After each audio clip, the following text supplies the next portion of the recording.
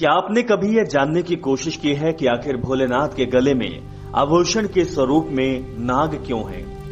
भगवान शिव के विराट स्वरूप की महिमा बताते शिव पंचाक्षरी स्रोत की शुरुआत में शिव को नागेंद्र हाराय कहकर स्तुति की गई है, जिसका सरल शब्दों में अर्थ है ऐसे देवता जिसके गले में सर्प का हार है।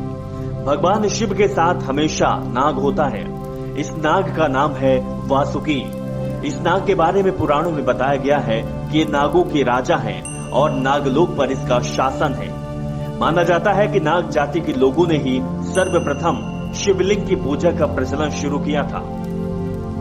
समुद्र मंथन के दौरान वासुकी नाग को ही रस्सी के रूप में मेरू पर्वत के चारों ओर लपेटकर मंथन किया गया था, जिसके चलते उनका संपूर्ण शरीर लहूलुहान हो गया था। कहते हैं कि वासुकी नाग शिव के परम भक्त थे। इनकी भक्ति से प्रसन्न होकर शिव जी ने इन्हें नागलोक का राजा बना दिया और साथ ही अपने गले में आभूषण की भांति लपेट रहने का वरदान दिया। जब भगवान श्री कृष्ण को कंस की जेल से चुपचाप वसुदेव उन्हें गोकुल ले जा रहे थे, तब रास्ते में जोरदार बारिश हो रही थी। इसी बारिश और यमुना के उफान से वासुकी नाग ने ही श्री कृष्ण की रक्षा की थी। वासुकी ने ही कुंती पुत्र भीम को 10,000 हाथियों के बल प्राप्ति का वरदान दिया था। वासुकी के सिर पर ही नागमणि होती थी। कहा जाता है कि वासुकी मनसा देवी को भाई और मनसा देवी भगवान शिव की मानस पुत्री है। अब आपको एक कथा बताते हैं। जब शिव ने शक्ति को स्वयं से पृथक कर दिया तो पूर्ण रूप से बैरागी हो गए। इससे सृष्टि संचालन में कठिनाई उत्पन्न हो गई। उनके वैराग्य को समाप्त करने के लिए ब्रह्मा जी ने वेदों की निंदा की और उनका पंचम स्तर शिव के कोप को भाजन बना दिया। फिर विष्णु जी ने लीला रची। विष्णु जी ने अपने वाहन गरुड़ को पृथ्वी से सांपों का अंत करने भेजा। सर्पों को रहने के लिए पाताल लोक मिला था, लेकिन बहुत से सर्प पृथ्वी पर आ गए और उत्पात मचाने लगे थे। गरुड़ द्वारा सर्पों का अंत देख वासुकी महादेव की शरण में गए और उनसे रक्षा की विनती की। सर्प शांति पूर्वक पृथ्वी पर हैं और उन्हें रहने दिया जाए।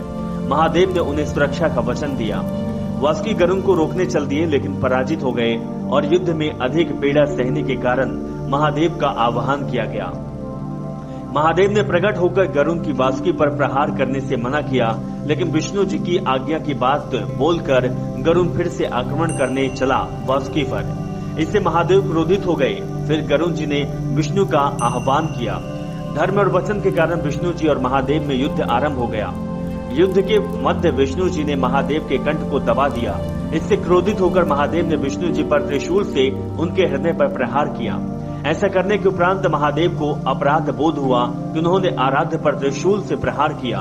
उनके नेत्रों में अश्रु आ गए और वैराग्य भाव में बाहर आ गए। ये दृश्य देखकर विष्णु जी ने महादेव को बताया कि लीला उनके वैराग्य भाव को खंडित करने के लिए रची। गरुड़ ने इस लीला के पालन की हेतु उनकी अवज्ञा की। विष्णु जी द्वारा महाकंठ की पर जो चिन्ह लगा, उस कारण विष्णु जी ने महादेव को श्रीकंठ उपनाम दिया। सर्पों को हीन दृष्टि से देखा जाता था। कोई भी प्राणी उन्हें पसंद नहीं करता था। इसलिए महादेव ने वासुकी को वर मांगने को कहा। वासुकी ने बताया कि गरुड़ जो उनका सौतेला भाई है, उसे विष्णु जी का वाहन होने का सौभाग्य मिला तो थोड़ी कृपा सर्पों पर भी हो और सम्मानजनक स्थान उन्हें समाज में प्राप्त हो। वे भोलेनाथ के नाम से जाने वाले महादेव ने उन्हें तथास्तु कहा और प्रसन्न होकर वासुकी से पूछा कि क्या तुम मेरे कंठ को सुशोभित करोगे। वासुकी ने नतमस्तक होकर आभार व्यक्त करते हुए महादेव के कंठ पर स्थान पाया।